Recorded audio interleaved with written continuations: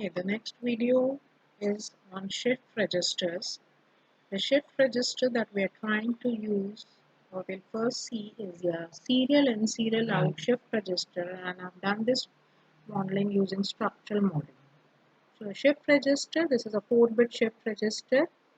Each bit is represented by a D flip-flop. The flip-flop has D input, clock and reset. The clock is going common to all the 4 and the reset is also going common to all the 4. So what is happening? The input, which is going to first D flip-flop, the output of first D flip-flop is going as the input to the second, second to the third, and finally you have your this output serial out. So this is your serial in. One by one your input will go and serial out. So how will you do a structural modeling for this? Again, the same concept that we have been using for structural modeling. The entity is defined, clock, serial in becomes your 1 bit that is going as an input, reset button, and serial out is your output. The architecture structure will define a component D flip-flop. What will a D flip-flop have? D flip-flop will have a D input, whatever, you can take anything, clock 1, reset 1. So 3 inputs and 1 output I have taken here for your D. Here the output was S out, here the output is Q, and end component. Next, you need to define your internal signals. Signal, which is that the output of first D is your T1, T2 and T3. So you are declaring that in your architecture before the keyword begin by signal T1, T2, T3 as the type standard logic, and it begins. And now you have your instantiation. You have your 4 instantiation. 4 times you are calling your D flip-flop and your port mapping. The first T flip-flop gets matched with what? Your serial in bit. Clock and reset remains common for all the 4, right? Because the common clock and reset is going to all the floor D flip-flop. While the output of first was T1, which was going as input to the second. T2 is becoming the output for the second. T2 goes as input to the third. T3 is the output for the third. T3 becomes the input to the fourth, and finally you're getting what? Your serial out. This is your serial in, serial out shift register using structural modeling, right?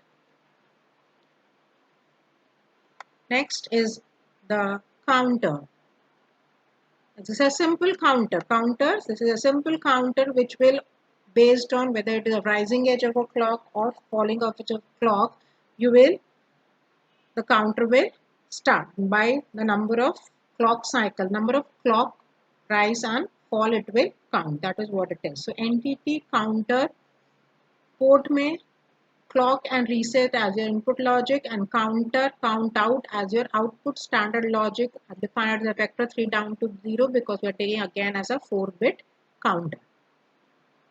So architecture behavior of counter is, I'm defining a temporary signal which is again a vector of 3 down to 0, which will store what? Which will store the count value before showing it as the final output in the count output. Again, process में clock गया, reset high हो गया, the condition is you can take it as a synchronous reset. ठीक है? This is the program for synchronous reset.